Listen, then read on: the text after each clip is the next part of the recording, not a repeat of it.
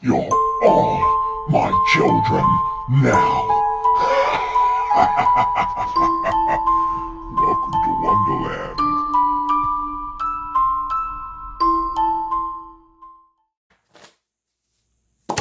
Hey guys, it's Ghost Queen.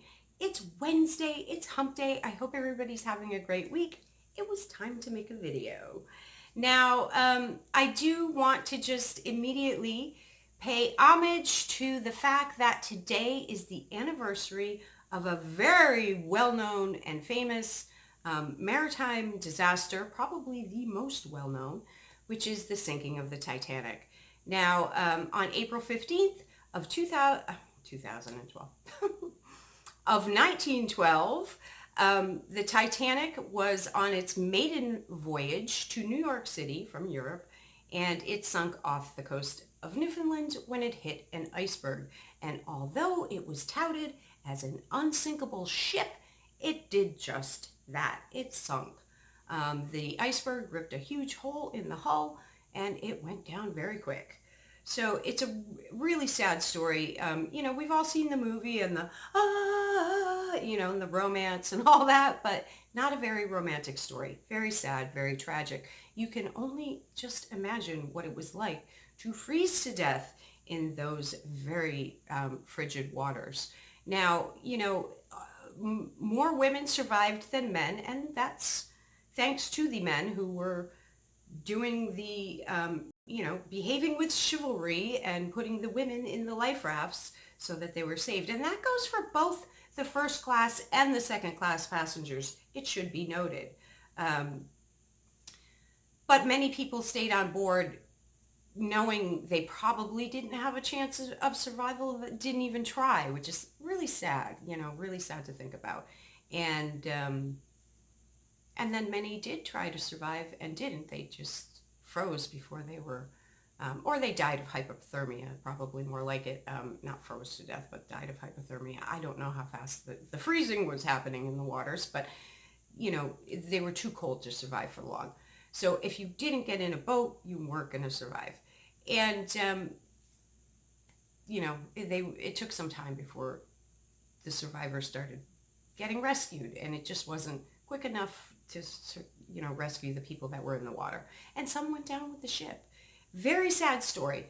Now, I am going to mention just two, because this was billed as an unsinkable ship, but not only that, it was also really promoted as a paragon of luxury. So there were a lot of well-known, prominent, famous people who booked a voyage on this trip. I'm not going to talk about all of them. That would be too long of a video, but I'm going to mention the richest passenger on board, who was also a pretty famous person, and his name was John Jacob Astor. Now, if you've heard of the Waldorf Astoria, well, that was helped, the Astor family helped to build that hotel, but also John Astor was an inventor and a science fiction writer, and he also served in the Spanish-American War. Now, he had been traveling in Europe with his wife, and she had become pregnant, and he wanted the baby to be born in the U.S., so they booked a voyage on the Titanic, which was probably like two birds, one stone, get home and ride on this luxurious ship. And he was found clinging to the side of a lifeboat, but he had passed away. And his wife did survive, though. So once again, the man did the right thing and saved his wife, and unfortunately he perished, and very, very sad. So there was also another person on board by the name of W.T. Steed, who was he was an investigative journalist. He was also an editor. He was the editor of a very influential publication at the time called the Pall Mall Gazette, and they did a whole range of stories about child prostitution that were very well known and kind of cutting edge for that day and age. And he also had a magazine that was all about the supernatural, and he even had a psychic little column in that magazine. But he wrote a story that was very similar to the Titanic sinking. It was called How the Mail Steamer Went Down in the Mid-Atlantic by a Survivor. And it was very, very similar situation. So who knows, maybe the psychic, foretold his death on a ship in the ocean, and he decided to write a story about it. You never know, guys. But I thought that was pretty interesting stuff and something I had never heard about the Titanic. So yeah, I will just say, let's today try and keep all the victims of that horrible tragedy in our thoughts and send them our love and our positive energy. I may even do a spirit box tonight, see if any survivors that might still be clung to the earth plane, like some people do. Spirits, that die in traumatic situations, sometimes they like to hang around. You never know. But let's see. You never know. We'll see if anybody comes through with messages or just wants to say hi or whatever on the spirit box. Which is, I did a 3-card pull for Onision. I wanted to just get a little view into what's happening in his life right now. Normally when I do a 3-card reading, it would be like a 15-minute reading. And, a lot of times if I'm interacting with a person, I can get a little bit more information. With our energy connecting, our spirit guides connecting, I can get some more information. But nonetheless, I thought this was a pretty accurate poll, and I'm going to talk about it. Now, it's just a 3-card poll, so I'm talking about his most recent past, his present, and his very near to come future. So it's not talking about his whole life, just a little snippet of what's going on in his life right now. And I've condensed the reading wildly for this video because I didn't want to do a big, long 15-minute reading on a video. It's just quick and fun for the internet. So I'm not pulling them in the video. I've already pulled the cards, but I'm going to talk about what I see in the cards for what's happening in Onision's life right now. Onision, talking about his most recent past, was the 4 of Pentacles. Now, when you're talking about 4s, you're talking about a basis, a foundation, a base, 4 corners, something very balanced. So it's talking about the investment of passion into something in your life to create this foundation. And, the work has been done. The foundation's been created. But as you can see in this card, you have the man here really kind of clutching miserly to his pentacles. So this could mean that this is a miserly person that is not very generous with his money. It could also be a person who's jealous. It can be representative of hoarders. Maybe, you can't get rid of stuff. You can't let go. It can be somebody who's very controlling. But it could be very obvious, and as the card suggests, that it's somebody who's just not very generous with his money. Maybe he likes to spend on himself, but not anybody else. It doesn't surprise me that Pentacles is coming up for Onision. Clearly, money is very important to him. Pentacles have all to do with money, finances, material concerns, making sure your bills are paid and you're fed and you have everything you need. And clearly, that's very important to him. He must make a lot of money. So I wasn't surprised to see this card come up. I don't know that it necessarily says a lot of great things about who he is as a relationship partner, but nonetheless, I felt this was pretty indicative of how Onision has behaved in his most recent past. Okay. For his present was the Queen of Pentacles. Ooh, look, there are pentacles again. I really feel this has to be representative of Kai. The Queen of Pentacles is a very motherly person. She looks after everyone in her care. She's very, in tune to the needs and material concerns of all under her care. So she's going to make sure that everyone she's taking care of has everything they need, that they have enough money, they have enough food, they have enough clothes. She's the master of the household, as far as the household is concerned. So she's doing the bulk of the chores and the caring for the children and probably paying the bills and making sure everything is taken care of, anything related to the household.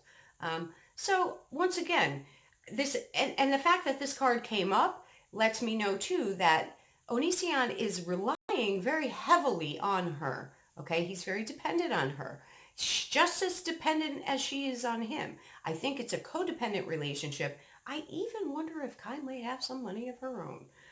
But this is like the main focus right now. And that doesn't surprise me either, because clearly they've just been through a situation that was very damning publicly.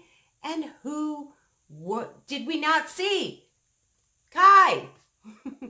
Because clearly Onision wanted to protect her, or she didn't want to be involved publicly in this situation, or they were advised not to have her be involved. Whichever way, and it may be a combination of all those things. Kai, where is she? We don't see her. I do think we should. We need to hear from her. And I think that's on a lot of people's minds. And that's why this is coming up as the present card for Onision.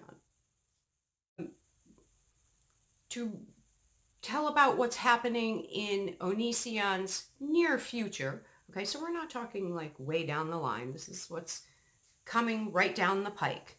The card that I pulled was the 7 card, which 7s are very representative of chaos, a lot of disorganization. It's not always a negative energy. Sometimes that energy can be channeled into some really great places, but it's a very chaotic energy. Okay, and the Chariot, as you can see, and of course my camera isn't going to focus in, but the Chariot has a lot of duality going on here. Okay, you've got the white Sphinx and the black Sphinx, so we're talking about duality, polarity. So the Chariot basically is talking about 2 different forces, and a lot of times they can be opposing forces. You know, they may not work well together. So this could be saying that they need to learn how to work together. But sometimes this card is telling you, you are going to cross the finish line. You are going to have some success, but it will be very hard won. And you might be alone by the end of it. So that this card came up, excuse me, I feel it's sort of saying that that relationship probably isn't going to last, that marriage isn't going to last. And at the end of the day, Onision may still be successful. He might still cross the finish line and have a successful YouTube channel and keep his following and make his money. But I think he's going to end up alone, not with Kai. That's what I see, guys. That's what I see in the cards. Hey, I don't make the rules. Sorry, Onision, that's what it looks like. And that's probably why she came up in the present card. I think it's Kai, the one that's thinking about leaving. I think she's had it. I think she's at the end of her rope. And I think Onision's going to end up on his own. So, yeah, guys, that's it. Like I say, just a very quick, little, simple 3-card reading. And not too expanded. Just dealing with the present and the very, very near past and the very, very near future. And as I say, I did condense it a bit for this video, but this is what I see, guys. I don't know. We'll have to wait and see. But I still think we should hear from Kai. You know, I think we need to hear her story. I think her story is an important part of the story, and I don't understand why we haven't heard from her. So Kai, once again, I think you should come forward and speak. We all want to know. What do you think? Do you take responsibility for your part in things? Were you responsible for part of this very ugly, you know, soap opera that was spread all over the internet about your family? Let's hear from you. So that's it, guys. Just a little fun on a Wednesday. So once again, I will say, please do take a moment tonight before you go to sleep to just remember the victims of the Titanic. Life isn't like a movie. And it was a really, really sad story. So let's keep them in our thoughts tonight. I hope you all have a great night. Don't forget to be kind to your loved ones right now. We're all stressed. It's a stressful time. And give them a kiss and tell them everything you want to say, because you never know which day is your last day or theirs, especially now. And don't let the demons bite. Make love, not war. Be good, but not too good. And try to keep your sanity through all this. And until next time, guys, I bid you adieu.